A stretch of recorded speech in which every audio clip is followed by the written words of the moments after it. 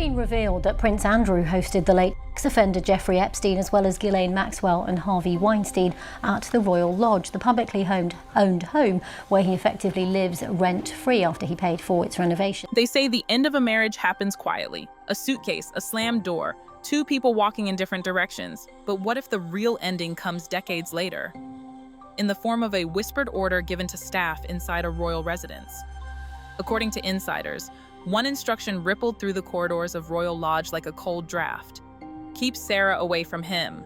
Not from a stranger, not from a security threat, from the man she once married, the man she stayed loyal to long after the divorce, the man whose secrets she knows better than anyone else on earth. Because behind the palace walls, nothing was ever what it seemed. A disgraced prince, a former duchess, a house filled with ghosts of parties, power, and names the monarchy would rather erase from history. And now, a final demand that threatens to shatter the last remaining illusion of unity. Do you think the palace knew this long before the public did? There are reports around how Andrew Mountbatten Windsor, of course formerly known as Prince Andrew, is spending his final days at Royal Lodge, and he's said to be ranting to himself. Publicly, their story was sold as something almost charming. Prince Andrew and Sarah Ferguson, divorced, yet somehow still together. For more than 20 years, they lived under the same roof at Royal Lodge in Windsor, a sprawling, publicly owned residence that Andrew poured millions into renovating. The official line? It was for the sake of their daughters, for family unity, for stability. Royal commentators described them as the happiest divorced couple in Britain. They holidayed together, appeared at events together, and quietly retreated behind the tall trees of Windsor Great Park when the cameras lost interest. But that image began to fracture. As Andrew's association with Jeffrey Epstein resurfaced in devastating detail, the palace moved into damage control mode. Titles were stripped. Duties disappeared. Doors that once opened for him closed. Through it all, Sarah remained nearby, not as a wife, not as a public partner, but as a permanent fixture in his private world. And yet, beneath the veneer of loyalty and shared history, insiders say another narrative was carefully protected, one in which their arrangement wasn't about romance at all, but containment. Containment of secrets, containment of risk, containment of what might happen if either of them ever felt truly abandoned. The monarchy maintained its silence. But inside Royal Lodge, tension grew, slowly, quietly, like a crack running through old stone. Apparently what's happening now, they're ranting claims. He's round there, he's had a meltdown at the manor, if you like. He's raging in the Royal Lodge, and it's probably the end of the party former prince. Apparently what's happening, he's ranting to himself. One evening, staff at Royal Lodge were called in, one by one, not to oversee a party, not to prepare for guests. Instead, they were given an instruction, clinical, precise, and utterly shocking given the last 2 decades. Sarah Ferguson was no longer to be allowed near Andrew. Her movements were to be watched, their paths kept separate unless absolutely necessary. After years of shared breakfasts, shared corridors, shared routines, the message was clear. The unofficial partnership was over. Those close to Sarah say she was blindsided, humiliated, left to wonder how a man who relied on her loyalty for so long could suddenly treat her like a liability. Was this about personal resentment, or something much darker, a strategic move before even more uncomfortable truths emerge? Do you think this was deliberate or a disturbing coincidence? Because the truth that followed changed everything. So long. Their once united front has turned into distance, silence, and resentment. This raises the deeper question. Royal Lodge was never just a house, it was a stage, a sanctuary, and some allege a meeting place for figures the palace would rather forget. Over the years, reports claimed that Jeffrey Epstein and Ghislaine Maxwell were among those who made their way up the gravel drive and through those doors. Allegations, denials, half-statements, and carefully worded palace responses followed, but one thing became clear. Royal Lodge was not simply a family home. It was a node in a network Andrew now desperately wants the world to stop examining. Sarah lived there. She saw who came and went.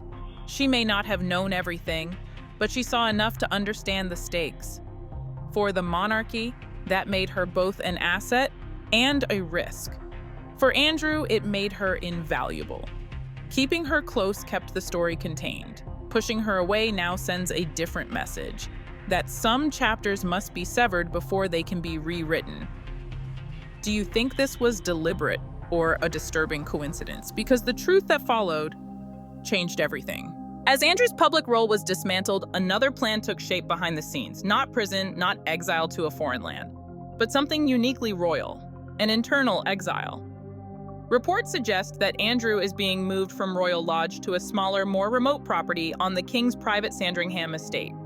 A quiet house, fewer staff, fewer witnesses. Inside Royal Lodge, before the move, the atmosphere turned icy.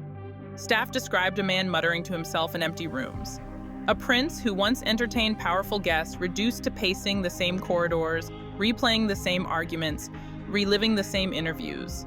The move is presented as practical, but viewed through the lens of royal management, it looks more like containment, a way to bury a problem in plain sight.